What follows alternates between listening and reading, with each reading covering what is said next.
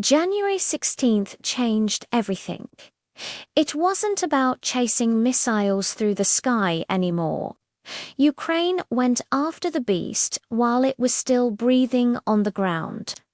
While Russia carefully stacked its most advanced launchers, fuel systems, and command vehicles inside a hardened Belarusian facility.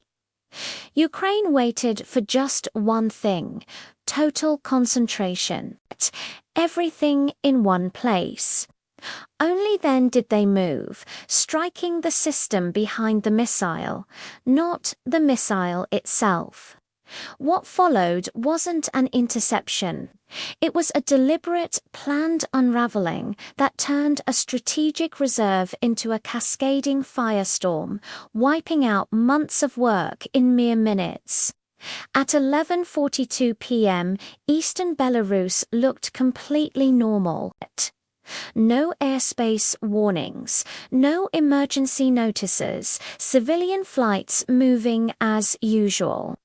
But inside a restricted military zone, activity had been surging for 10 straight days.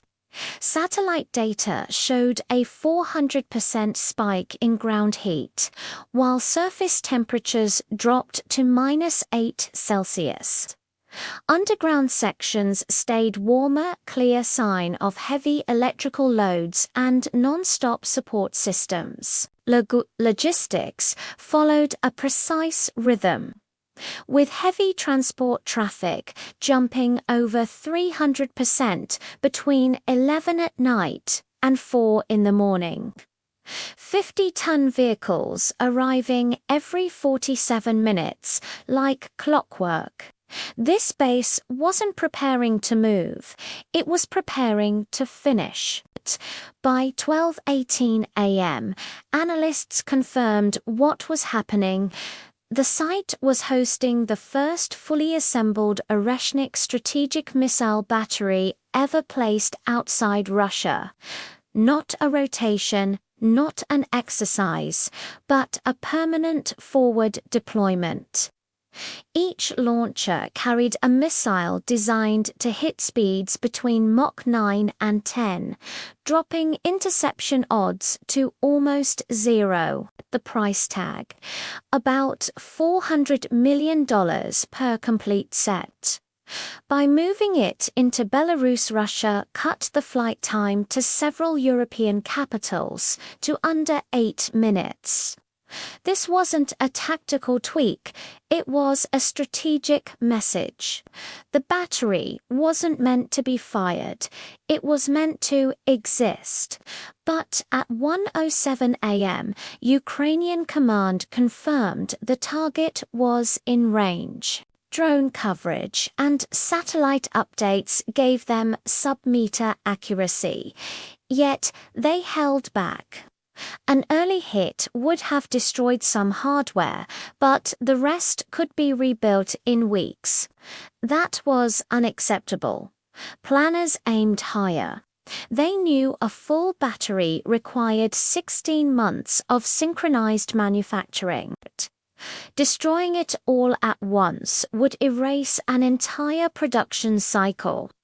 So they waited, tracking only as the base completed itself. By 2:41 a.m., the pattern shifted.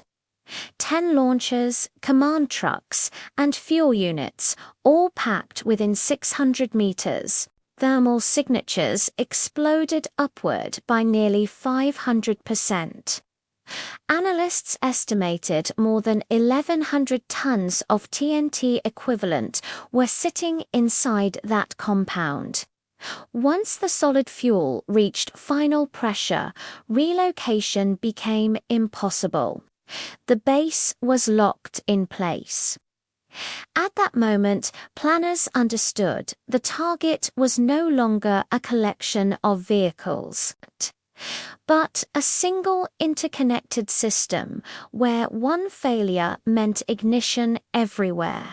It was irreversible, needing only a trigger.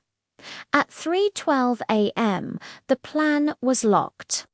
No massive strike, No swarm, just 2 F-16s and 10 long-range drones.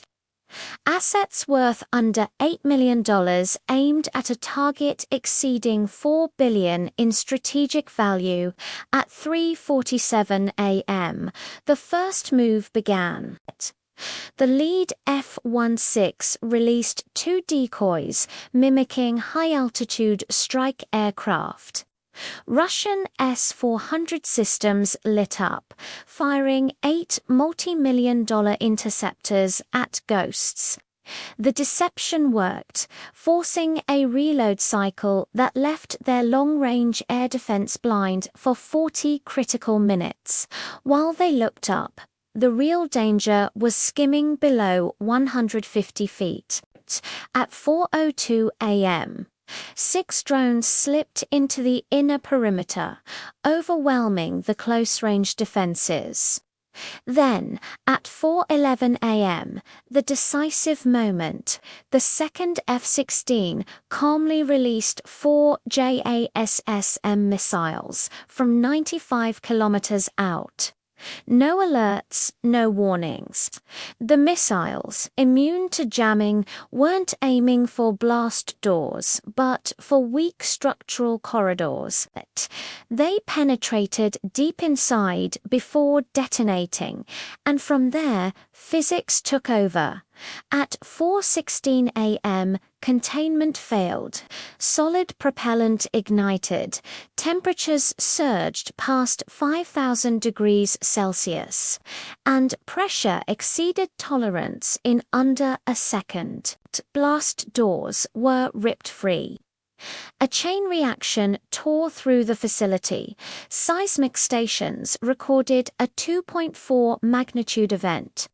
By sunrise, the site was gone. Total loss. Over 14 months of manufacturing erased.